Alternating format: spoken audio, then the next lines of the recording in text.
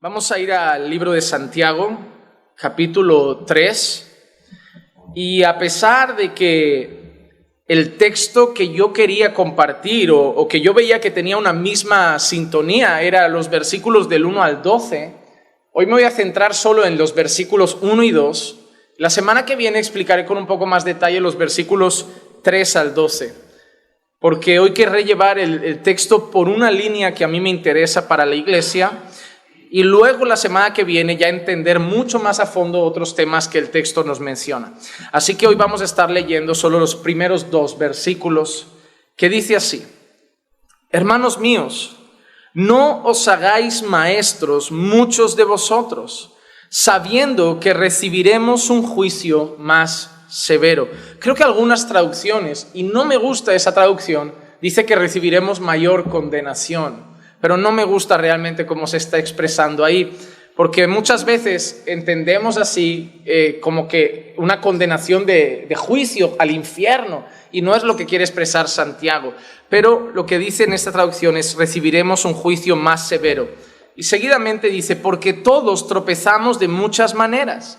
Si alguno no tropieza en lo que dice, es un hombre perfecto, capaz también de refrenar todo el cuerpo.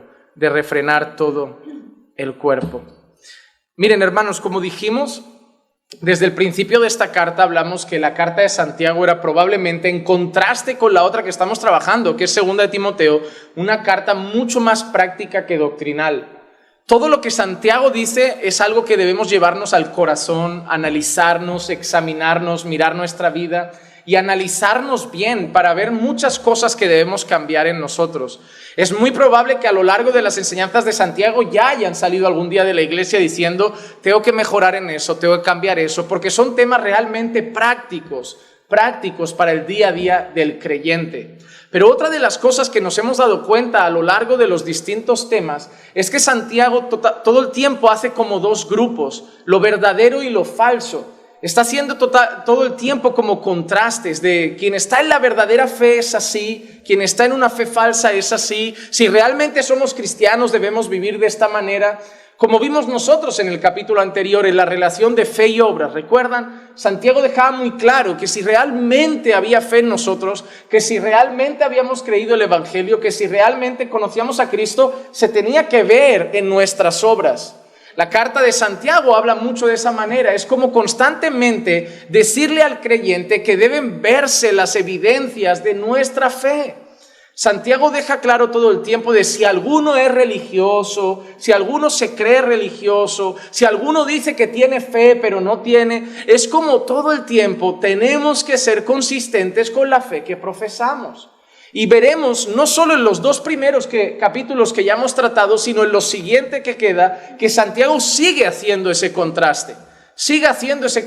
Y hablando claramente de cómo debería verse la vida de un creyente, cómo deberían verse ciertas cosas en la vida de un creyente y qué cosas también no deberían verse en la vida de un cristiano. Hemos visto cómo Santiago ha hablado incluso de favoritismos, de hacer acepción de personas, de tratar a un rico diferente a un pobre, y todo el rato diciendo que si fuéramos creyentes, si somos celosos por los mandamientos, eso no debería estar en nosotros.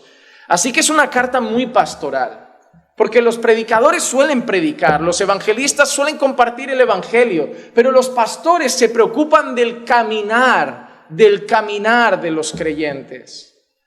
No hay mayor gozo de un pastor, no solo que los cristianos conozcan la verdad, sino que anden en ella. El mayor gozo de un pastor no es saber que os leéis muchos libros. El mayor gozo de un pastor no es saber que aprendéis griego o hebreo. El mayor gozo de un pastor es ver cómo sois. Porque hay mucha gente que exhibe sus diplomas, pero sus diplomas no sirven. Miren, hermano, en el mundo, tus diplomas valen para encontrar trabajo, te dan reputación, te dan caché. En el reino de los cielos no te sirven para nada. Llegar a Dios y decirle: Señor, es que yo estudié con un maestro que sabía hebreo, que sabía griego. Yo me leí los libros más densos, me he leído todo lo de los puritanos, no he dejado un sermón de Spurgeon sin leer. Él no te va a juzgar por eso.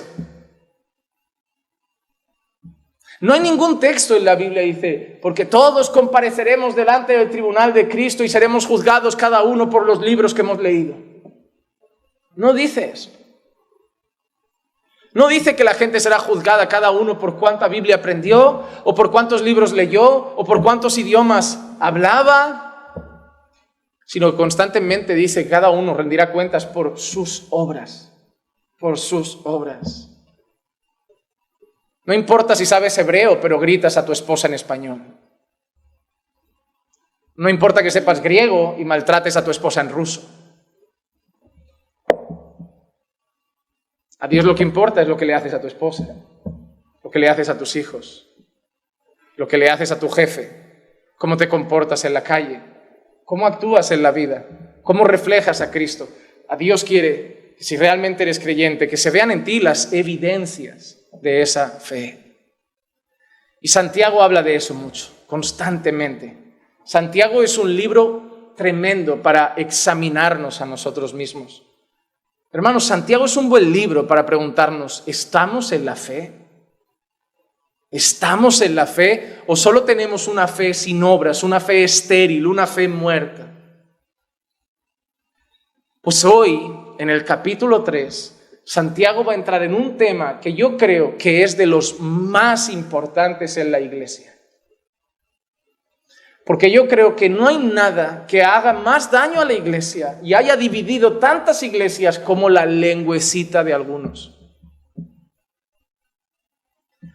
Nuestra manera de hablar, de contar chismes, de quejarnos, de murmurar, lastima, crea grupos, divide. Hermano, vamos a ver en los próximos versículos, 12 versículos, aunque hoy solo trabajaremos los 2 primeros, los peligros de la lengua. Los peligros de la lengua y todos los males que puede hacer. Y Santiago la volverá a usar, la lengua y nuestra manera de hablar y nuestras palabras, para volver a preguntarnos si estamos en la fe. Porque Santiago, al final de estos 12 versículos, no lo veremos hoy, pero al final nos dejará claro una cosa: de una misma fuente no puede salir agua dulce y agua salada. Y Santiago lo relaciona con las palabras. Lo que Santiago al final nos dirá es: no me digas que eres cristiano y hablas como un impío. Y volveremos a preguntarnos si estamos en la fe. Porque al final no es una de las cosas, es la suma de todas. Porque, hermano, obviamente vas a la iglesia, pero si tienes favoritismos, la boca de un impío, esto y todo lo que Santiago ha dicho que no debería estar, ya tienes la respuesta. Tu fe está muerta. Pero antes de entrar directamente a los peligros de la lengua, que son lo que vamos a trabajar la semana que viene, hoy me he querido centrar en los 2 primeros versículos, porque Santiago parece que solo apunta a un sector en concreto. Parece que esta parte de este texto, este capítulo 3, parece que no empieza hablando a todos los creyentes. Parece que se está dedicando a hablar a un sector en concreto, a los maestros. Porque Santiago empieza diciendo: no os hagáis maestros muchos de vosotros, sabiendo que recibiremos un juicio más severo. Sabiendo que recibiremos un juicio más severo. Así que en primer lugar, Santiago apunta a las personas que tienen afán, deseo por ser maestros en la iglesia. Personas que tienen afán y deseo por ser los que enseñan, por ser los que comparten la palabra, por ser los que enseñan las escrituras. Y Santiago les para en seco los pies diciendo: cuidado, porque no sé por qué queréis ser todos maestros. Y Santiago dice: porque recibiremos un juicio más severo. Incluso dice recibiremos, ¿por qué? Porque Santiago se incluye. Él era un maestro en la iglesia. Él compartía la palabra. Él enseñaba las escrituras. Él no dice recibirán un juicio más severo. Él dice recibiremos. Santiago se incluye en ese sector de los que comparten la palabra, de los que edifican a la iglesia. Él lo está haciendo en este momento. Con esta carta está edificando a la iglesia, está comunicando a la iglesia, está enseñando a la iglesia. Y Santiago avisa a aquellos que tienen afán por llegar a ser maestros: cuidado, hermanos míos, que queréis ser maestros, recordad, tendremos un juicio mucho más severo. Mucho más severo. Así que en primer lugar parece que Santiago solo se dedica a ese sector, pero si luego seguimos viendo los versículos que veremos la semana que viene, veremos que el texto abarca a toda la iglesia, a todos los creyentes, a todas las personas que tengan lengua por lo menos. Igual los mudos en este capítulo se salvan, pero pecarían igual con el corazón, solo que no pronunciarían las palabras. Sin embargo, empieza con esa enorme advertencia. Dios va a juzgar con más severidad a los maestros, pero no a los maestros. Él empieza advirtiendo sobre la lengua. Él empieza advirtiendo sobre la lengua. Y lo que Santiago está enseñando es que aquellos que luego no enseñen conforme a la verdad, aquellos que hablen lo que no tienen que hablar, aquellos que digan a la iglesia lo que no tienen que decir, aquellos que enseñen lo que no tenían que enseñar, van a rendir cuentas ante Dios. Santiago está dejando claro que ninguna palabra va a ser tomada por alto, pasada por alto, y que de todas las palabras se va a rendir cuentas ante Dios. Hermano, ¿sabes qué pasa? Es algo muy interesante. ¿Alguna vez has buscado en internet alguna estadística de cuántas palabras pronunciamos al cabo del día? A veces nos preocupamos mucho con el tema de la pornografía porque es algo que hacemos un momento, pero nos preocupamos poco por las palabras y estamos hablando prácticamente todo el día. Por WhatsApp, por teléfono, en persona. Ahora voy a hablar como 1 hora. Tú sabes que voy a hablar 1 hora. ¿Cuántas cantidad de palabras puedo llegar a decir en 1 hora? Y más yo que hablo rápido, muchísimas. Y tengo una cosa clara, Dios va a pesar cada una de ellas. Si yo digo algo que hablo de parte de Dios, en el nombre de Dios, como si fuera la palabra de Dios, y Dios no lo ha dicho, y Dios no lo ha enseñado, Dios no lo va a pasar por alto. Recibiré un juicio severo. Porque lo que yo enseño, además, ¿por qué los maestros reciben un juicio más severo? Luego vamos a ver todo eso en profundidad con otros pasajes. ¿Por qué? Porque los maestros condicionan la vida de la iglesia. Mi manera de enseñar la palabra puede condicionar tus creencias, la doctrina que vas a sostener, incluso tu manera de vivir. Si yo te enseño conforme a las Escrituras que algo es correcto, tú intentarás hacer eso para honrar al Señor. Y si yo te digo, mira, esto no pasa nada, puedo llevarte a permitir un pecado en tu vida que a Dios sí que le molesta. Por eso se refiere Santiago que el juicio contra los maestros sería más severo, porque nosotros condicionamos la vida de las personas. Yo no entiendo por qué hay tanto afán por ser pastor, por qué hay tanto afán por ser maestro, por qué hay tanto afán por enseñar. Hermanos, debemos tener más cuidado con nuestras conversaciones. La semana que viene nos centraremos en la lengua en general, hoy en esta sección. Pero hermano, debemos tener cuidado en nuestra manera de hablar. Es que exploté y lo dije. Da igual, vas a rendir cuentas por esa explosión ante Dios. Jesús también podía haber explotado. Lo traicionaron, lo vendieron, lo machacaron, lo insultaron y no explotó. Porque Él supo guardar su corazón. Y encima, cuando pudo haber dicho muchas cosas, dijo, Padre, perdónales porque no saben lo que hacen. Entonces, hermanos, no importa que hayas explotado, que tu hijo te ha llevado al límite o alguna cosa, rendirás cuentas por cómo has hablado, por qué has dicho, el tono, todo. Y no habrá justificación ante Dios. Nuestras palabras son medidas por Dios. No solo nuestras acciones, también nuestras palabras. Por eso debemos cuidarlas. El libro que creo que más habla de la boca puede ser probablemente Proverbios. ¿Cuántos proverbios hablan de la lengua? Hasta el necio cuando calla pasa por sabio. Un montón de textos así que te llaman a que hablar poco, a estar callado, a pensar 2 veces antes de decir algo, para no estar luego todo el día, me arrepiento de lo que te he dicho, me arrepiento de haberte dicho eso, me arrepiento de haber... No, ya basta, pues no lo hagas. Guarda silencio. La lengua, hermanos, es un camino muy llano para muchos pecados, para muchísimos pecados. Por eso justo después Santiago dice, mira, el hombre tropieza de muchas maneras, en muchas cosas. ¿Has visto? Santiago da por hecho que el hombre tropieza. Dice, pero si un hombre frena su lengua, será perfecto en todo lo que hace. Un hombre capaz de refrenar todo su cuerpo. Mira la importancia de la lengua. Lo que está haciendo Santiago aquí, a modo de exageraciones, si consigues frenar tu lengua, vences todo. Te va a costar más, te voy a decir una cosa, hermano, te va a costar más frenar tu lengua que la pornografía. Te va a costar más frenar tu lengua que la masturbación. Conozco así de creyentes que han dejado pornografía, masturbación, vicios, drogas, tabaco, pero la lengua no la dominan. Y eso es lo que quiere decir Santiago. El hombre tropieza en muchas cosas y si uno llega a guardar su lengua, ese hombre será capaz de frenarlo todo. ¿Sabes lo que está diciendo Santiago? No conozco a uno todavía que no peque nunca con su boca. Eso es lo que está diciendo Santiago. Mira, Santiago en estos 12 versículos nos va a enseñar, número 1, lo peligroso que es la lengua. Número 2, las consecuencias que pueden tener nuestras palabras. Y número 3, nos va a enseñar lo difícil que es domarla. Pero hoy nos vamos a centrar en los maestros, en esa sección con la que empieza Santiago, y la semana que viene iremos al texto más genérico. Hermano, cuando nosotros estudiamos este texto, parece que el capítulo 3 empieza a hablar de otra cosa totalmente diferente. Es como, no, Santiago dejó lo que estaba diciendo atrás y ahora empieza a hablar de la lengua. Pero no, tiene toda la relación del mundo.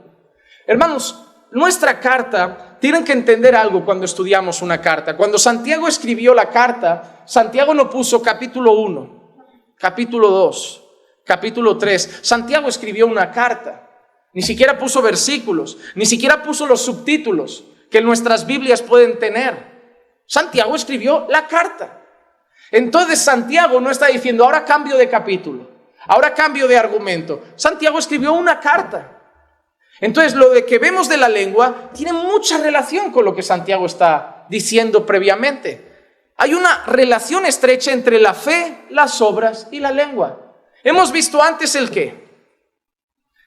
Cosas como esta, Santiago 2:14. ¿De qué sirve, hermanos míos, si alguno dice que tiene fe pero no tiene obras? ¿Acaso puede esta fe salvarlo? O Santiago 2:26. Porque así como el cuerpo sin el espíritu está muerto, así también la fe sin las obras está muerta. Así también la fe sin las obras está muerta. Así que nosotros vemos que Santiago viene de ahí. Yo quiero que entendáis esto. Santiago viene de allí, de hacernos entender que la fe sin obras está muerta, que debe haber evidencias, que debe haber fruto, que no puedes decir que eres un manzano y que de ti cuelguen limones, que no puedes decir que eres un peral y que de ti la gente vea manzanas. Tiene que haber una coherencia entre el árbol que dices ser y el fruto que hay en ti. ¿Y por qué veremos esta conexión con este capítulo? Porque Santiago nos hará entender que sigue hablando de lo mismo y que la palabra que sale de nuestra boca, que nuestra lengua tiene que ser coherente con la fe que profesamos también. Que nuestra manera de hablar tiene que ser coherente con la fe que profesamos. Que nuestra manera de pronunciar palabras, nuestras conversaciones, el contenido de nuestras conversaciones, el tono en el que nos expresamos, tiene que ser coherente con la fe que profesamos. Santiago sigue hablando de lo mismo, de las evidencias que tienen que haber, de las evidencias que tienen que existir en aquellos que dicen que han creído. Y una de las evidencias tiene que ser también la forma en que hablamos. ¿Por qué? Porque si vamos todavía más atrás, al capítulo 1, Santiago había dicho incluso que había una relación entre la verdadera religión y las palabras. Santiago capítulo 1 y versículo 26 dice así: si alguno se cree religioso, pero no refrena su... ¿Ven? Como todo tiene sentido. Ahora en el 3 vuelve a empezar a hablar de la lengua más a fondo, pero ya había tocado un tema. Si alguno se cree religioso, pero no refrena su lengua, sino que se engaña a su propio corazón, la religión del tal es... ¿Has visto cómo está unido? ¿Has visto cómo está unido? El problema es que en ese versículo Santiago solo dijo eso, pero en el 3 lo va a desglosar mucho más. Pero Santiago había dicho algo muy claro. Tú puedes creerte una persona religiosa. ¿Y a qué se refiere Santiago cuando dice si alguno se cree religioso? Si alguno cree que tiene una fe verdadera, si alguno cree que profesa una verdadera fe en Cristo, pero no refrena su lengua, su religión es vana. ¿Y qué dijimos que era vana? Inútil, sin valor, sin fundamento, sin sentido. Mira lo que ha dicho Santiago tan contundentemente. Puedes decir que crees en Cristo, que has nacido de nuevo, pero si no eres capaz de frenar tu lengua, no vale. No vale. No sirve. Hay una estrecha relación. Hay una estrecha relación. Santiago no había dicho que el hombre debía ser pronto para oír, tardo para hablar y tardo para... Entonces nosotros vemos que constantemente la lengua está presente.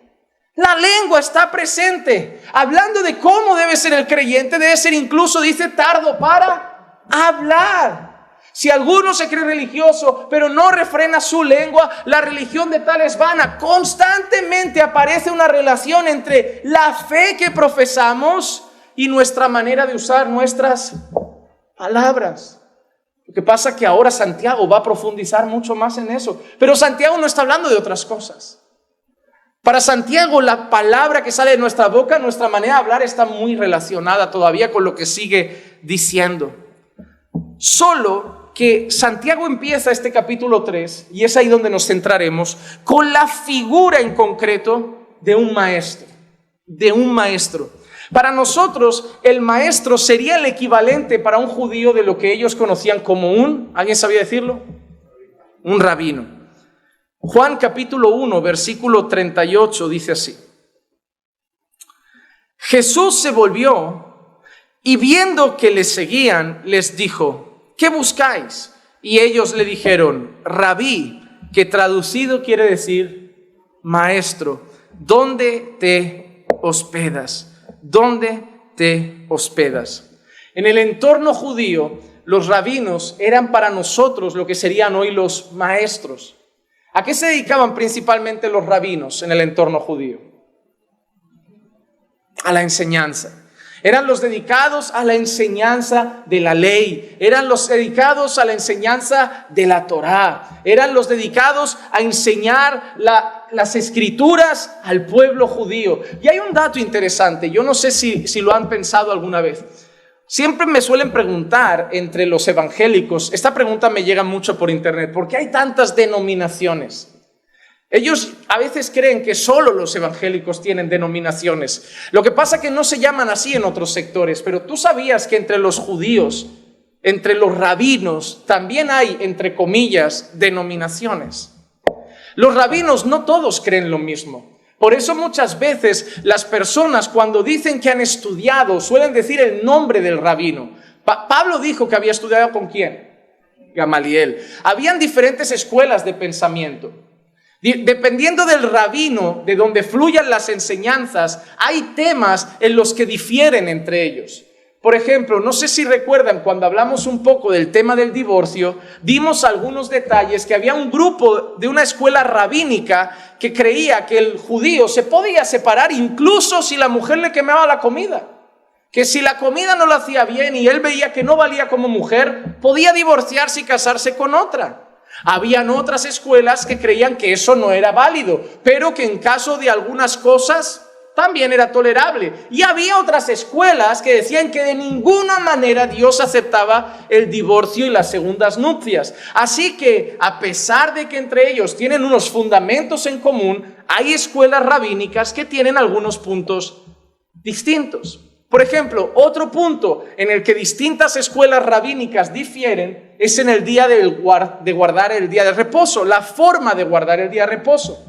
Hay rabinos que son muy extremos en que dice que el día de reposo no puedes dar más de una cantidad de pasos. Es decir, no, si das 50 pasos ya es esfuerzo y eso ya es violar el día de reposo. Si coges... Hay gente que, tú no sabes, yo he buscado esto. Ha habido debates entre rabinos sobre el día de reposo, hasta este punto se ha tratado. ¿Cuántas bolsas de la compra se puede cargar en día de reposo? Imagínate tú la profundidad de la charla, hasta dónde llega el aburrimiento de algunas personas y se han tirado, puede ser media hora, una hora hablando de eso, de decir, A ver, todo depende, porque no es lo mismo llevar una bolsa 100 metros que 2 bolsas 50 metros. Y empezaron a analizar, pues, si la persona vive a tantos metros, puede llevar una bolsa. Y todo para calcular cuándo era un esfuerzo y ya se consideraba violar el día. Y entre ellos obviamente se dividen, porque algunos dicen, ay, no tiene nada de malo ir a hacer la compra en día de reposo. Y otros más severos, no, el día de reposo no, porque si nosotros hacemos trabajar al que nos vende la comida, él peca y nosotros pecamos. Ellos también tienen divisiones. En todos los sectores hay divisiones. Si tú vas a la iglesia católica, ellos también tienen algunas divisiones. Ahora incluso dentro del catolicismo hay un catolicismo más carismático. Es súper interesante, que tiene sus propios pentecostales. Puedes buscar católicos carismáticos y los hay. Tienen su propio movimiento pentecostal. Entre los adventistas también tienen diferentes grupos. No todos los adventistas piensan igual en todas las cosas. Y eso siempre va a pasar. Eso siempre va a pasar. ¿Por qué? Porque nosotros, cuando estamos aquí delante, ¿qué enseñamos? Lo que nosotros interpretamos de las Escrituras. Y hay unos temas que pueden ser fundamentales en los que yo, David Barceló, Paul Washer no difieran. Pero puede haber alguno que sí. Por ejemplo, yo no difiero con John MacArthur en muchas cosas. Pero yo difiero en el dispensacionalismo que él profiesa. Yo no soy dispensacionalista. Entonces ya hay una diferencia. Pero yo cuando enseño a la congregación, yo voy a enseñar conforme a mi manera de entender la escatología o la manera de leer la Biblia, no dispensacionalista. Entonces, siempre ha habido eso. ¿Por qué es tan delicado estar aquí? Porque estamos enseñando lo que creemos que Dios dice y podemos estar equivocándonos. Hermano, debemos llegar aquí arriba con mucho temor. Si algún día el pastor te da la oportunidad de decir, mira, da una pequeña reflexión en la iglesia, comparte una pequeña palabra, hermano, no vengas como, qué bien, voy a brillar, qué oportunidad, qué lujo. No, ven con temor. Ven con temor porque te la vienes a jugar. Y cuando bajes, no le digas, pastor, ¿qué tal? Sí, yo te puedo dar mi opinión, pero la pregunta es, ¿qué le ha parecido a él? Esto no es un juego, esto no es un entrenamiento. No lo es. Dios mide nuestras palabras. Dios mide lo que decimos. Y debemos hacerlo con temor. Nosotros en el Nuevo Testamento ya no vemos en el entorno de la iglesia la palabra rabí o la palabra rabino, pero vemos que la iglesia sí tiene maestros. Por ejemplo, Hechos 13:1 dice, en la iglesia que estaba en Antioquía había profetas y maestros, Bernabé, Simón llamado Níger, Lucio de Cirene, Manaén, que se había criado con Herodes el tetrarca, y Saulo. Así que vemos que en la iglesia de Antioquía había maestros. Habían sido levantados por el Señor. ¿Y qué debemos entender también? Hemos visto que los judíos tenían sus rabinos, que para nosotros es lo que entendemos como maestros, que ambos se dedican a la enseñanza de la Escritura, pero hay una cosa también que me gustaría destacar, y es el hecho que la enseñanza es un don de Dios. Es un don de Dios. Romanos 12, 6 al 7 dice, pero teniendo dones que difieren según la gracia que Dios nos ha dado, o la gracia que nos ha sido dada, usémoslos. Si el de profecía, úsese en proporción a la fe. Si el de servicio, en servir. O el que enseña, en la enseñanza. Debemos tener en cuenta, hermanos, que la enseñanza es un don dado por Dios. Cuando nosotros vemos los requisitos de Dios para los pastores en 1 de Timoteo 3, por ejemplo, todos los requisitos que Dios da son valores, son moral, son carácter. Marido de una sola mujer, irreprensible, no dado al vino, no codicioso de ganancias deshonestas. Todo tiene que ver con su carácter, con su testimonio, con su integridad, con su moral. Pero una cualidad, una habilidad que Dios requiere de los pastores es que sean aptos para enseñar. Aptos para enseñar, porque es algo que Dios otorga, hermano. Dios da el ministerio, Dios concede el don y la habilidad para poder ejercer el ministerio, para poder enseñar las Escrituras y entonces así cumplir el llamado que tenemos en Cristo, que yo lo resumiría con el versículo que da Pablo a Timoteo y que le deja esta misión, 2 de Timoteo 2:2. Y lo que has oído de mí en la presencia de muchos testigos, eso encarga a hombres fieles que sean idóneos para enseñar a otros. ¿Qué tenía que enseñar Timoteo? ¿Qué tenía que enseñar Timoteo? ¿Qué tenía? ¿Qué dice ahí? ¿Qué dice ahí? Valientes. Está en la primera frase. Lo que has oído de mí en la presencia de muchos testigos, eso encarga. Es decir, lo que de mí has oído, eso enseña. Timoteo, tú no puedes improvisar. Tú no es, Pablo enseñaba esto, pero esta es mi visión. Pablo enseñaba esto, pero yo voy a hacer unos cambios. Yo soy la nueva generación. Yo soy la iglesia 2.0. No, Timoteo, tú vas a enseñar lo que yo te he dado. Y lo que yo te he dado es lo que a mí Cristo me ha dado. Y esa es la responsabilidad de la iglesia. Yo no sé qué manía tiene la gente de innovar. Pastor, Dios me ha dado un don muy grande para la creatividad. La iglesia no es lugar para creatividad. Cuidado, puede ser lugar para creatividad en algún sector. Pinta un cuadro, haz alguna cosa. Pero el púlpito no. El púlpito no es lugar para innovar. Hoy hay gente que saca una vasija porque le gusta hacer hay por ahí algún predicador español y otros también que les gusta mucha predicación teatral. Todo le gusta escenificar, hacer obra y tal, porque la gente dice, no, es que visualmente retienen más. Yo me imagino a Pablo, ¿no? A Pablo diciendo, mira, átame a uno ahí con un arnés y enfocarle con una antorcha para que pueda decir que la venida de Cristo será gloriosa. Yo me imagino a Pablo haciendo ese paripé en medio de la iglesia. No, enseñaban la escritura, compartían la palabra, no estaban para entretener, ni para jugar, ni para hacer teatro, ni escenificar, ni mucho menos para cambiar el mensaje. Hoy la gente tuerce el mensaje para cambiar el mensaje. Hoy la gente dice, lo que el ojo no vio, lo que el oído no escuchó, lo que no ha subido al corazón del hombre es lo que Dios tiene para aquellos que le aman. Y te sueltan algo que solo ellos han visto. Y su manera de soltarlo es decir ese versículo que ellos te quieren decir. Lo que a ti Dios no te ha mostrado y lo que tú no has oído de Dios y lo que a tu corazón no ha llegado me lo ha mostrado a mí. Y yo ahora cómete mi burrada. Pero hermano, eso no es así. Ese texto no quiere decir eso. Pablo no le dice a Timoteo, enseña lo que te apetezca, enseña lo que te guste, enseña lo que te agrade. Es enseña lo que has oído de mí. Replica otra vez la misma enseñanza. Y hasta nuestros días debe ser así.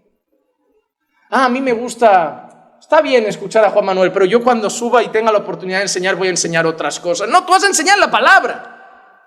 Tú no tienes derecho ni a preguntarte qué te apetece enseñar. Tú tienes que enseñar las escrituras. Porque el deber de la iglesia es seguir pasando el mismo mensaje siglo a siglo hasta la venida de Cristo. Pastor, es que me aburre. Es el problema, que nos han viciado en las emociones. Me he cansado en el matrimonio porque hemos caído en monotonía. Pues vete al Dragon Khan. Date un viaje ahí en una atracción y vuelve a casa relajado. Quiero cambiar de trabajo. Necesito un cambio de aires. La gente se aburre de lo mismo. Nuestros padres antiguamente trabajaron toda la vida en el campo y no tenían ni en la cabeza de estoy cansado de ordeñar vacas. No, mi casa come, mis hijos se visten. Yo doy gracias a Dios por esto. Que estoy cansado.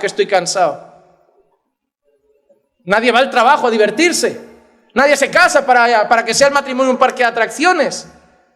Está bien, yo no digo que no tengas un día una salidita romántica, alguna cosa, pero no te vicies a esas emociones. Porque es de ahí cuando llegan aventuras, cuando llegan cosas pecaminosas, cuando quiero un poco de adrenalina. Y en la iglesia ha pasado y vician a la gente a emociones. Ahora la gente solo sale preguntando, ¿qué has sentido? No, yo he sentido la presencia, yo he sentido. Y si no sienten nada, el culto estuvo frío, no se movió el espíritu. No sé, hermano, ¿qué quieren que haga el espíritu? Hasta donde Dios está aquí dentro. No necesito que esté tirando gente al suelo. No lo sé, hermano, qué quiere la gente. Pero lo que sí sé es la misión de un maestro. Enseñar lo que Dios enseñó. Nada más. Nada más. ¿Saben qué vamos a hacer cuando acabemos segunda de Timoteo la semana que viene? Vamos a empezar el próximo martes Hebreos. Y cuando acabemos Santiago, vamos a empezar Primera de Pedro. Y cuando acabemos Habacuc, vamos a empezar Oseas. Pero pastor, ¿cuándo trae algo diferente? Cuando acabemos la Biblia, empiezo con algo diferente. O tú y yo nos habremos muerto antes. Pero esa es mi única responsabilidad. Yo no hago reuniones de negocio a fin de año, a ver cómo innovamos en el sermón. No. Hay que seguir predicando la palabra año tras año. La palabra año tras año. Y lo bueno que esa palabra siempre edifica, siempre edifica, siempre edifica.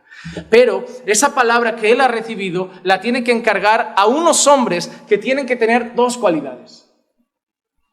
La primera, ¿cuál es?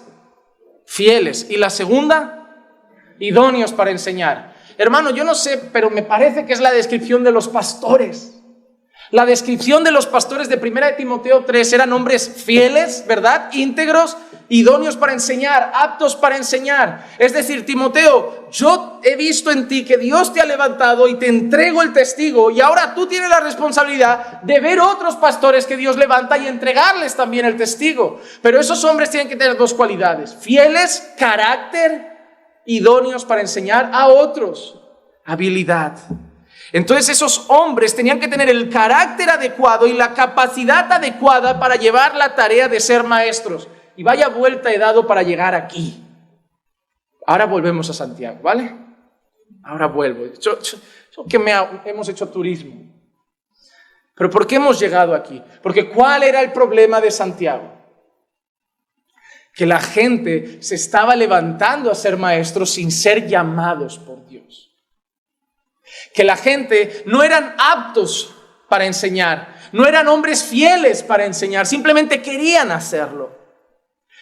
Y en el contexto de Santiago no es el nuestro, que quien más y quien menos hay un poco a la escuela. En el contexto de Santiago había muchas personas que ni sabían escribir. En el contexto de Santiago hay muchas personas que ni sabían leer y se querían poner a enseñar a la gente. Y por eso Santiago empieza con una advertencia: cuidado con querer ser maestros muchos de vosotros. Santiago está dejando claro una cosa: esto no es un juego. Esto no es un juego. ¿Por qué? Porque es Dios quien levanta a los maestros. Es Dios quien capacita a los maestros. Esto no es a quién le apetece ser pastor. ¿Saben el cartelito que tenemos en la entrada para apuntarse a la limpieza? Es como si decir: voy a apuntar otro, candidatos a pastor, ¿quién le apetece? Esto no es me apetece ser pastor, yo quiero ser maestro, prepáreme, hermano. Te puedes preparar para un maratón, puedes aprender a hacer recetas de cocina y cocinar medianamente bien, puedes aprender hasta con esfuerzo a lo mejor a tocar un instrumento, pero el oficio es un llamado de Dios. No corras detrás de cosas que Dios no te ha llamado a hacer. Solo porque te gusta cómo lo hacen otros. Cuidado con la envidia, porque la envidia no es solo el dinero ni la vida de lujo. Hay gente que envidia ministerios. Hay gente que: yo también quiero ser pastor, yo también quiero estar delante, yo quiero que la gente me escuche también, yo también quiero tener una célula, yo también quiero tener un grupo de estudio, yo también quiero, y lo acaban haciendo sin ser llamados por Dios. Y de esas intenciones muchas veces nacen divisiones, daños a la iglesia, pastores que tienen que acabar metiéndose en esas células para arreglar lo que están estropeando otros. Fomenta el orgullo de esas personas que acaban siendo sus propios pastores cuando Dios no los llamó. Hermano, ya tienes tu casa para enseñar, ya tienes a tus hijos. Qué afán de querer aparecer. ¿Saben qué? Hay un gran pecado en nuestros tiempos y es el deseo de querer micrófono. La gente suele decir: quiero servir al Señor, pero hay mucha gente que quiere ser vista, no servir. Y eso es un peligro, ¿eh? Eso es un peligro. Pero cuando eres consciente de esto que acaba de decir Santiago, te lo piensas dos veces. Porque esto no es un juego, a no ser que no tengas ningún tipo de temor de Dios. Pero esto no es un juego. Recibirán un juicio más severo. ¿Por qué? Porque lo que nos ha dado el Señor a las personas que servimos en esta área es una responsabilidad muy grande. Hermano, el pastorado no es un hobby. El pastorado no es un entretenimiento. El pastorado no es un pasatiempo. El pastorado es un llamado de Dios. Lo creas o no. Sí que es verdad que este texto podría ser para muchos que se han autoproclamado pastores, autollamado pastores y maestros, pero el pastorado es un llamado de Dios. ¿Puedes leer Efesios? Es Dios quien da a los pastores, es Dios quien levanta a los pastores, es Dios quien llama y capacita a los pastores. Entonces, ¿qué pasa en este texto? Una cosa que es muy interesante, que a mayor responsabilidad, mayor exigencia. ¿Por qué el juicio contra los maestros es más severo? Porque su responsabilidad es mayor. Tú puedes equivocarte un día dándole un consejo a una hermana o un hermano, y aún así tus palabras serán pesadas por el Señor. Pero yo tengo que ser mucho más cuidadoso, porque tú pueden preguntarte algo, pero luego ir a verificarlo con el pastor, como voy a preguntarle a ver si realmente es así. Y mucha gente viene en busca de consejo, nuevos convertidos que no conocen la Escritura, y los guiamos, y debemos guiarlos no conforme a nuestro parecer, sino conforme a la palabra del Señor. Y a mayor responsabilidad, mayor exigencia. Miren este texto, estas palabras de Jesús, porque me parecen muy interesantes. Lucas capítulo 12, versículo 47 y 48. Y a aquel siervo que sabía la voluntad de su Señor y que no se preparó ni obró conforme a su voluntad, recibirá muchos azotes. Pero el que no la sabía e hizo cosas que merecían castigo, será azotado poco. A todo el que se le haya dado mucho, mucho se demandará de él. Y al que mucho se le ha confiado, más se le exigirá. Más se le exigirá. ¿Has visto, hermanos, este texto? Los dos siervos habían hecho algo digno de azotes. ¿Pero por qué uno recibe más que el otro? Porque uno hizo algo mal, pero tampoco había recibido instrucciones. Y el otro lo hizo mal, aún habiendo recibido las instrucciones. ¿Cuál es más rebelde? El que aun conociendo que estaba mal, lo hizo. Y por eso él será más azotado. Por eso el Señor dice, al que se le confía más, se le exige más. Ahí hay gente fuera que va a ser juzgada. Pero ¿cómo serán juzgados aquellos que estuvieron escuchando la verdad, conociendo la verdad, leyendo la verdad y aún así le dieron la espalda al Señor? Todos tendrán un juicio, pero las Escrituras hablan de más y menos severidad. Hermano, vemos claramente en esto, miren, es así de sencillo. Si una empresa empieza a ir mal, cuando yo trabajaba en el sector de comercio internacional y en el sector algo iba mal en nuestro departamento, el jefazo nunca venía a meternos la bronca. Pero a veces venía abajo, desaparecía el gerente y luego el gerente venía a hablar con nosotros. Pero ¿quién se lleva primero la bronca? El gerente. Si un restaurante empieza a ir mal, no son los camareros. Los camareros probablemente recibirán la bronca del que conocemos quizá como el maître, pero el maître recibió la bronca del dueño. Si tu casa está mal, yo no voy a ir a meterle la bronca a tu hijo, voy a preguntar por el cabeza de familia. Y si la iglesia está mal, yo no voy a ir a hablar con las ovejas, yo voy a preguntar qué están haciendo los pastores. ¿Por qué eso? Porque ellos tienen más responsabilidad. Es así de sencillo. Es así de sencillo, ¿lo entienden así?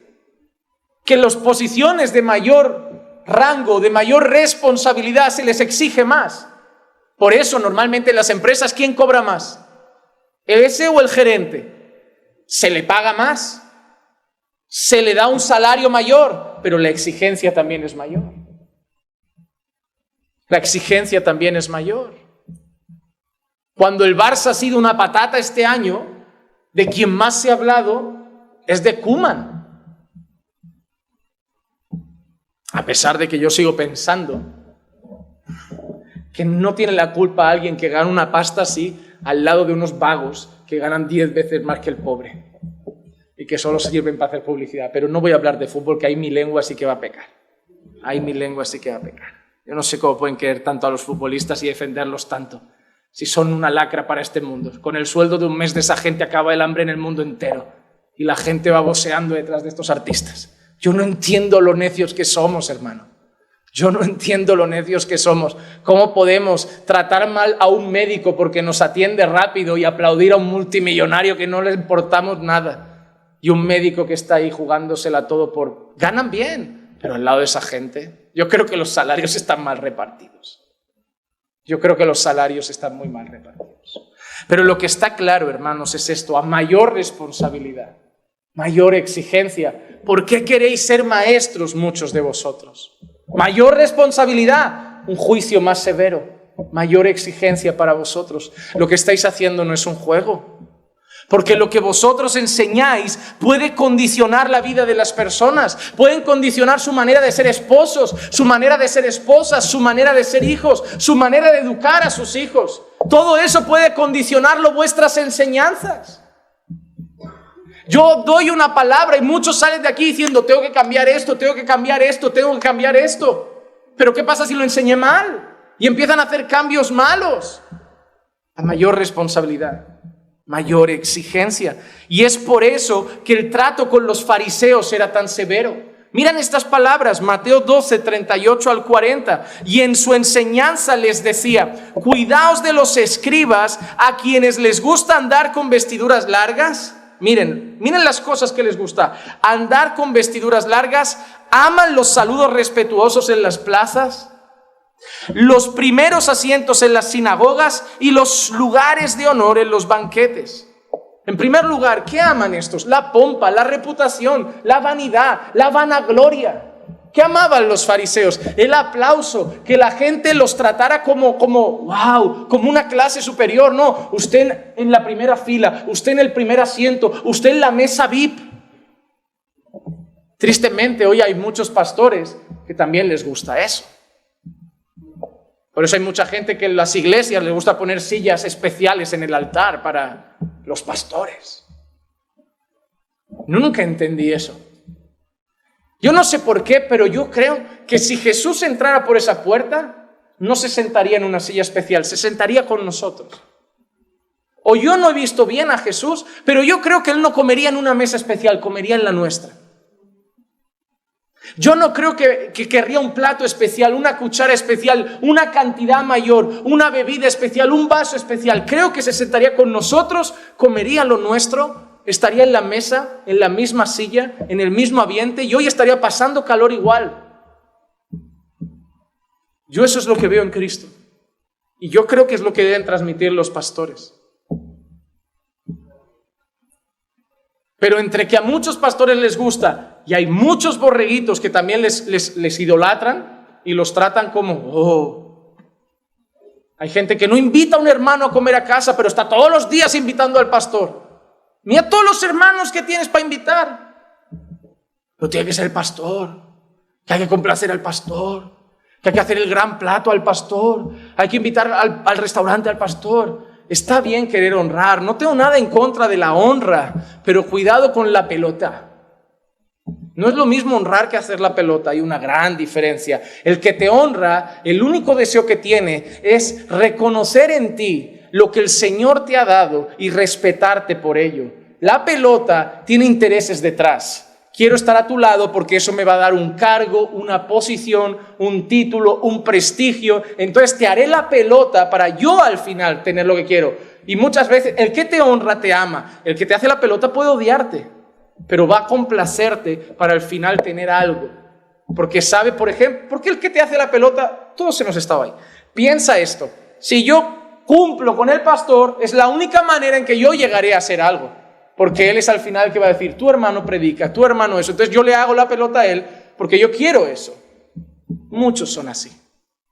Nosotros los pastores fingimos que no nos damos cuenta. Porque no hay nada mejor que tener al pelota y haciéndote la pelota 30 años. Y al final, ¿no me das el cargo? Tú. Pero puedes seguir limpiando el coche.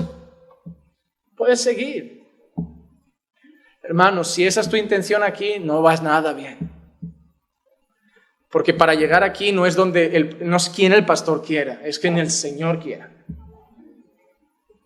Porque hay gente que no hace tanto la pelota, pero el Señor te muestra que tú, si trabajas con Él, si lo formas y si los capacitas, Dios lo quiere usar. Y hay gente que alardea mucho y el Señor te dice, ese corazón está lleno de soberbia, arrogancia y orgullo, solo quiere aparecer, solo quiere ser visto, solo quiere grandeza porque le gusta liderar, y esa persona que se quede ahí porque si no hará daño.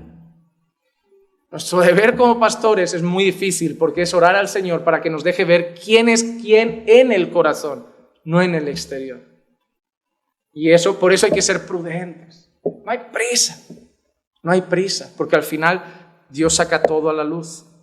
A esta gente le gustaba la pompa, que le hicieran la pelota. Pero ¿qué más? El versículo 40, devoran la casa de las viudas. Y por las apariencias hacen largas oraciones. Ni siquiera les gustaba mucho orar. Oraban para parecer más espirituales. Pero mira qué dice al final. Estos recibirán mayor condenación. ¿Por qué?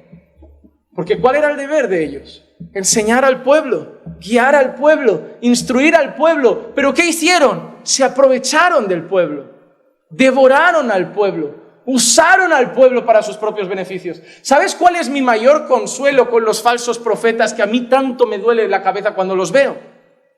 Que para ellos habrá una mayor condenación. Puede ser que en esta tierra acaben sus días con sus mansiones, con sus yates, con sus jets privados, pero un día estarán ante el trono. Y cuando le diga el Señor algo, se acordarán de los vídeos que hicimos y digo, ay, nos parecía duro Juanma y sus denuncias. Esto sí que se está poniendo difícil. No, hermano, ninguna denuncia mía tiene ni un punto de comparación con el juicio de Dios sobre esos hombres. Los fariseos jugaron toda su vida, se aprovecharon toda su vida, pero un día dejó claro el Señor Jesús, su condenación será mayor. Su condenación será mayor. Sin embargo, en contraposición de la hipocresía de los fariseos que recibiría mayor condenación, nos encontramos la fidelidad de nuestro amado y querido hermano Pablo. Mira qué dice Pablo en Hechos 20, 26 y 27. Por tanto, os doy testimonio en este día, y mira esta expresión me encanta, de que soy inocente de la sangre de todos. Soy inocente de la sangre de todos. Pablo lo que está diciendo es sobre vuestras vidas, condición espiritual, vuestra vida con Dios, yo soy inocente, o sea, yo estoy en paz. ¿Pero por qué, Pablo, eres inocente? Porque no rehuí declarar a vosotros todo el propósito de Dios. Algunas traducciones, si no me equivoco, dicen todo el consejo de Dios. ¿Pero por qué Pablo estaba en paz? Pablo dice, yo soy inocente de la sangre de vosotros. Es decir, por vosotros yo no tengo ningún problema cuando rinda cuentas ante Dios. ¿Por qué? Porque yo os he hablado la palabra. ¿Cuál era la responsabilidad de Pablo? Enseñar la palabra. ¿Qué hizo Pablo? La enseñó. Él está en paz con Dios. Muchas veces Pablo habla de su conciencia, ¿verdad? Tenía la conciencia tranquila ante los hombres. Tenía la conciencia en paz ante Dios. ¿Por qué? Porque él sabía que fue fiel en lo que hacía. Hermano, mi problema no es si se desvían o no, si deciden pecar a escondidas o no. Yo rendiré cuentas de lo que yo enseñé. Yo tengo que tener la seguridad como Pablo de que el día de mañana, cuando me presente ante el Señor, cuando Dios vaya a juzgar mis obras, mi vida, yo pueda decir, yo soy inocente de la sangre de todos los que entraron caminando por fe, porque lo único que hice es enseñarles la palabra. No hice nada más. Lo que ellos quisieran hacer luego con su vida era cosa de ellos, pero mi parte yo la hice. Yo me puedo lavar las manos. Yo soy inocente de su sangre. Esa es nuestra... Pero ¿tú has visto ese peso? ¿Recuerdan ese texto que dice que deben obedecer a sus pastores? ¿Qué dice que los pastores harán por sus almas? Como quienes han de rendir cuentas. Por sus almas, ¿sabían? Por sus almas. No es que su salvación dependa de nosotros. No entiendan eso en ese texto, porque no es lo que quiere decir. Ese texto lo que quiere decir es que Dios ha traído sus vidas a este redil. El Señor pide que los pastores cuiden ese redil, no enseñoreándose de ellos. Que lo cuide con amor, que lo instruya, que lo pastoree. Y a ustedes les piden obediencia a esos pastores. ¿Por qué? Para que no sea gravoso, para que no sea difícil. ¿Por qué? Porque es una responsabilidad muy grande. Y si encima hay gente que te va metiendo cizaña por el camino, se hace más complicada. Pero mira la expresión, como quienes han de rendir cuentas por vuestras almas. Hay gente de aquí que a lo mejor un día vuelve a su país, pero yo mañana estaré a lo mejor ante Dios y Dios me dirá, no sé, Juanma, los años que Marcos estuvo encaminando por fe junto a Regina y un día a lo mejor se volvió a Brasil, ¿qué enseñaste? ¿Qué predicaste? ¿Qué alimento les diste? ¿Tienes paz en tu conciencia? Entonces, hermano, eso es una responsabilidad muy seria. Muy seria. Muy seria. Hermano, ¿por qué corréis detrás de algo que tiene tanta responsabilidad? Si casi tendrías que decir, yo prefiero hacer otras cosas. Yo prefiero hacer otras cosas. Recuerdo aquel aprendiz de profeta, por llamarlo de alguna manera, que era un profeta, que cuando estaba con aquel que le estaba enseñando y guiando, y se giró y le dijo, oye, ¿qué quieres? Te doy algo, o sea, pídeme algo y yo te lo concedo. Y le dio por pedirle la doble porción de su espíritu. Es decir, lo que Dios ha hecho contigo, yo quiero el doble. Y la respuesta es, ¡guau, vas a brillar! No, qué pedido más sabio, qué inteligente. ¿Quién no querría eso? La respuesta es muy divertida. Dura cosa pides. Tú no sabes qué es esto. Tú no sabes qué es que una reina te quiera matar. Tú no sabes qué es que te persigan naciones para cortarte la cabeza por hablar la palabra de Dios. ¿Cómo vas a querer esto? Esto es duro. Esto es duro. ¿Cómo eran las advertencias que hacía Jesús a la gente que lo empezaba a seguir? Cuidado, quien no esté dispuesto a negar padre, madre, esposa, esposo, hijas, hasta su propia vida, que no venga, porque esto es duro. Esto es duro.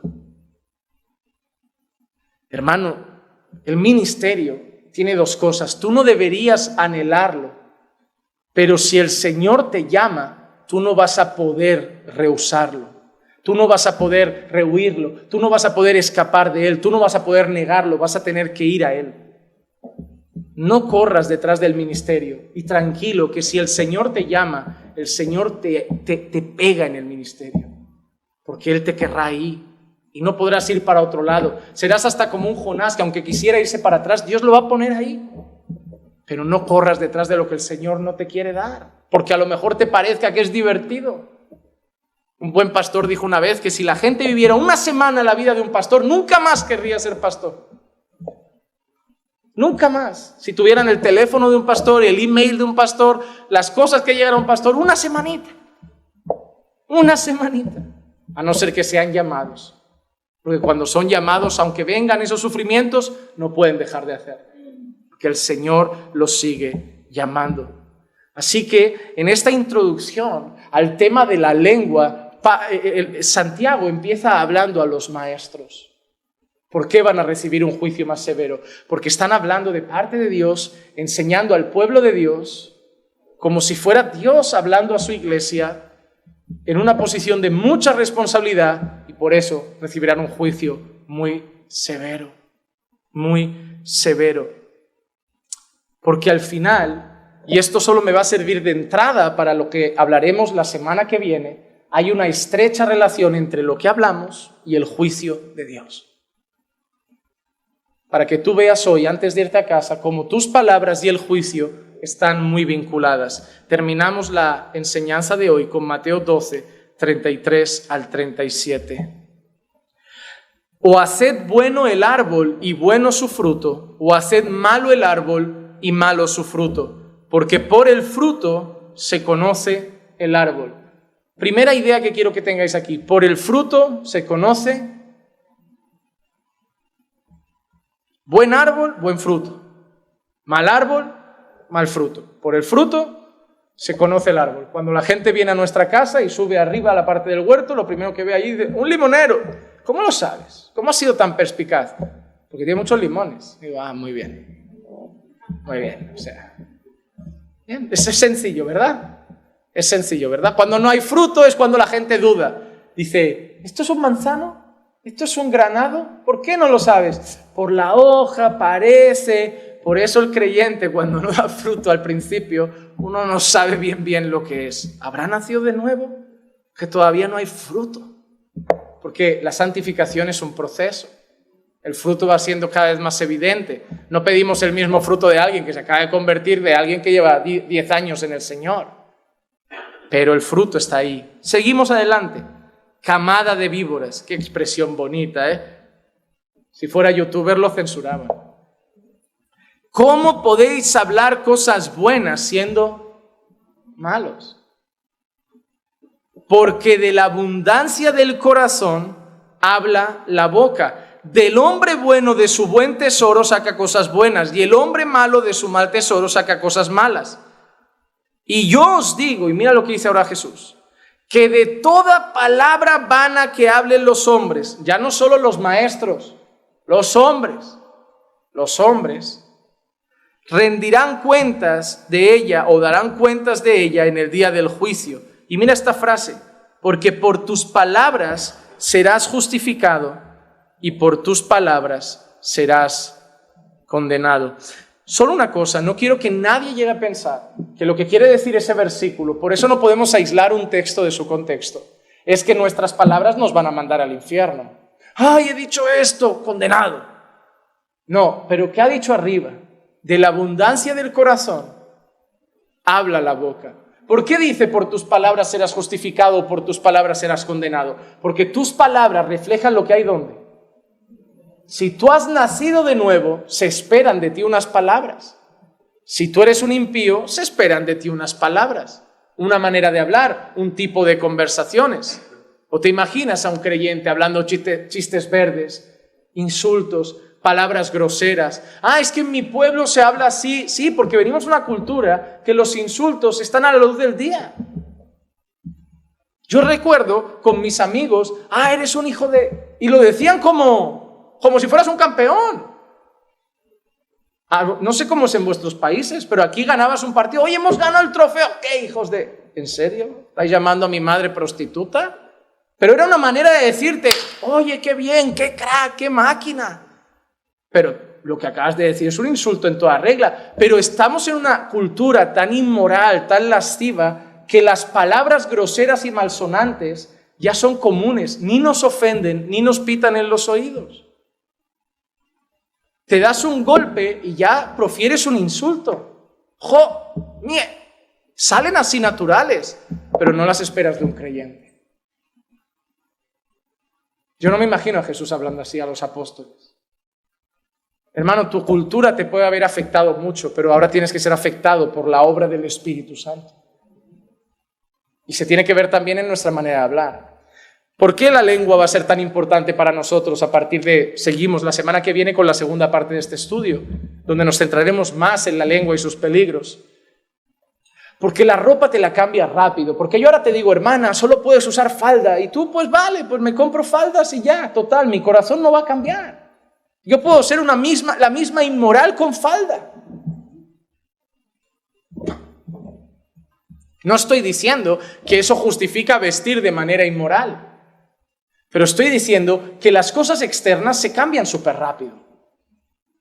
Dejar el tabaco, dejar la borrachera, dejar las malas compañías, esto lo puedo hacer sin ser creyente. Hay gente que está en el mundo y dice, mira, voy a dejar el tabaco, me hace mal a la salud, y no por eso es cristiano. Hay gente que viene y te dice, pastor, el Señor está obrando en mi vida, dejé el tabaco. A ver, que me parece bien, que hay gente que tiene un vicio y el Señor ha obrado, pero que no creo que sea algo para alardear. Dios me ha salvado, ¿y cómo lo sabes? Dejado el tabaco. Y digo, ya, y mi primo el otro día también lo dejó y es ateo. Pero donde se va a ver realmente es lo que hay dentro de ti. Porque los hábitos se pueden dejar. Tú y yo, simplemente con el paso de los años, hemos dejado hábitos de la juventud. Porque ya no podemos físicamente tener esos hábitos. Ya no aguantamos. El cuerpo no da. Uno va madurando, uno se casa y cambia de hábitos.